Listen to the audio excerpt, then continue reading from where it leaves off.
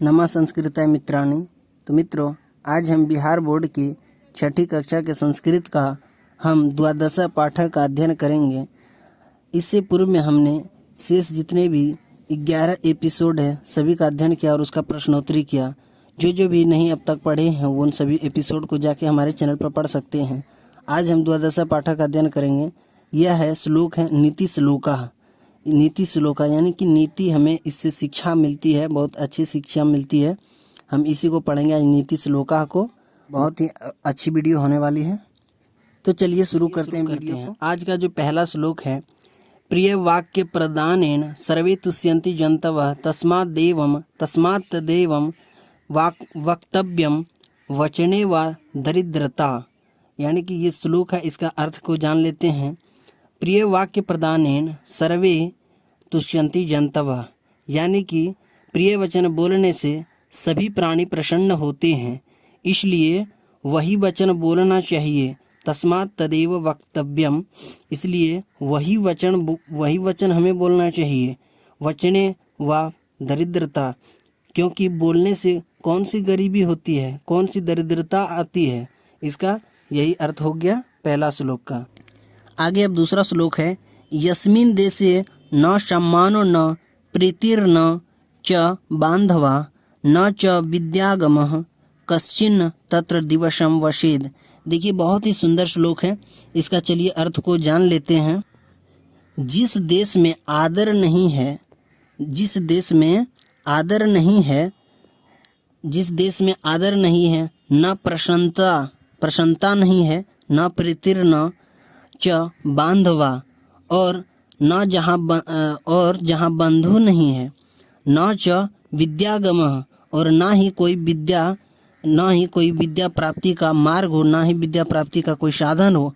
कश्चिन तत्र दिवसम वसेद, कश्चिन तत्र दिवसम वसेद, तो उस देश को त्याग देना चाहिए। ऐसा देश में रहकर ही क्या करेंगे, जिस देश में हमारे लिए ये सभी सुविधा ना हो, जहाँ हमें जाने के बाद हमें इन सभी सुविधाएं प्राप्त ना हो, उस देश में हम जाके क्या करेंगे। यही दूसरा श्लोक का अर्थ हो गया। काव्य शास्त्र विनोदेन कालो गच्छति धीमताम व्यसनेन तु मूर्खाणां निद्रया कलहेन वा। काव्य शास्त्र विनोदेन यानी कि कालो गच्छति धीमताम, धीमताम यानी बुद्धिमानों का, कालो यानी समय, बुद्धिमानों का समय जो है काव्य और शास्त्र के विषय में चर्चा करने से व्यतीत होता है। बुद्धिमानों का समय काव्य और शास्त्रों के विषय में चर्चा करने से होता है। व्यसनेन तु मूर्खाणां निद्रया कलहेन वा, और मूर्खों का समय नींद से, बुरे कार्य करने से तथा झगड़ा करने से व्यतीत होता है। यानी मूर्ख का समय जो है ये झगड़ा करने में, नींद में व्यतीत हो जाता है। ठीक है, ये हो गया तीसरा श्लोक। अलसस्य कुतो विद्या अविद्यस्य कुतो धनम अधनस्य कुतो मित्रम मित्रस्य कुतः सुखम। अलस्य कुतो विद्या अविद्यस्य कुतो धनम अधनस्य कुतो मित्रम मित्रस्य कुतः सुखम। तो अलस्य कुतो विद्या यानी कि आलसी को विद्या कहाँ से, अविद्यस्य कुतो धनम यानी विद्या से हीन व्यक्ति जिसके पास विद्या नहीं है उसको धन कहाँ। अधनस्य कुतो मित्रम, अधनस्य कुतो मित्रम, धनहीन को मित्र कहाँ से, जिसके पास धन नहीं है उसको मित्र कहाँ से होगा। मित्रस्य कुतः सुखम, और जिसके पास मित्रों से रहित व्यक्ति को, यानी कि जिसके पास मित्र नहीं है उसको सुख भी कहाँ है, सुख भी नहीं है।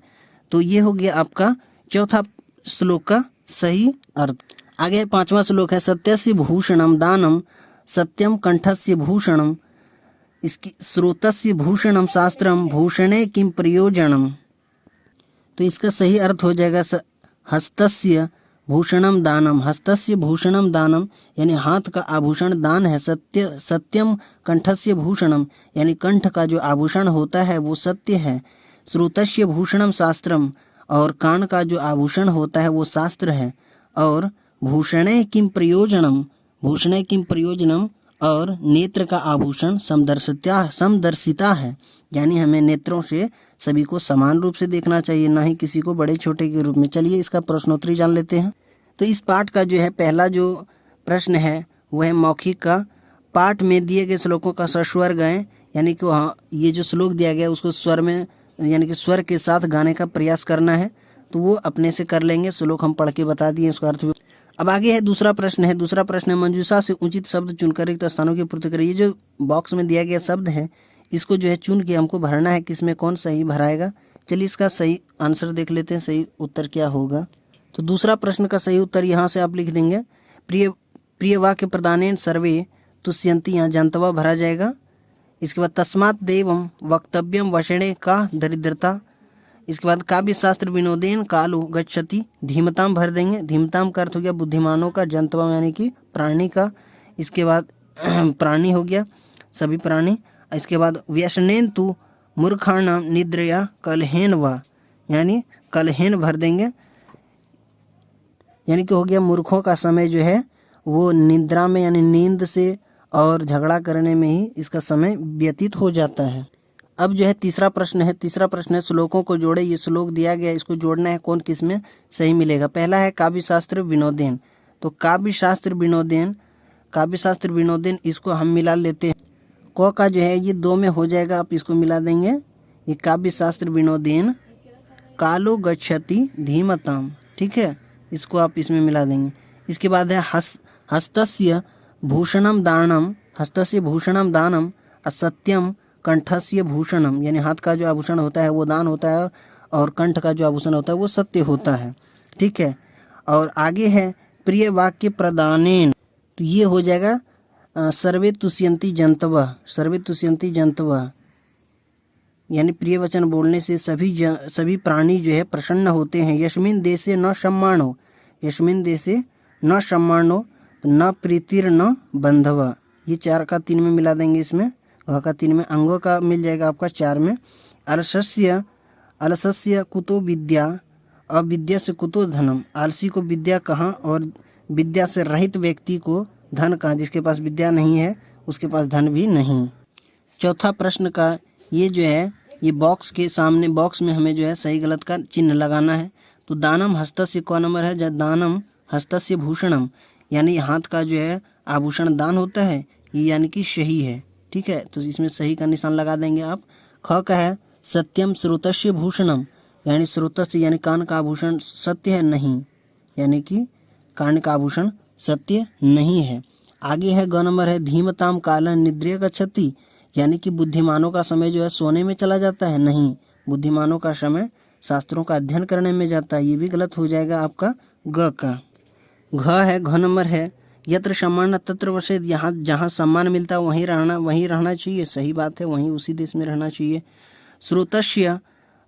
श्रोतस्य भूषणम शास्त्रम, यानी कि कान का जो है आभूषण वो है वो शास्त्र है, कान का जो आभूषण है वो शास्त्र है, सही है ये, यानी कि सही हो जाएगा आपका अंग नंबर का।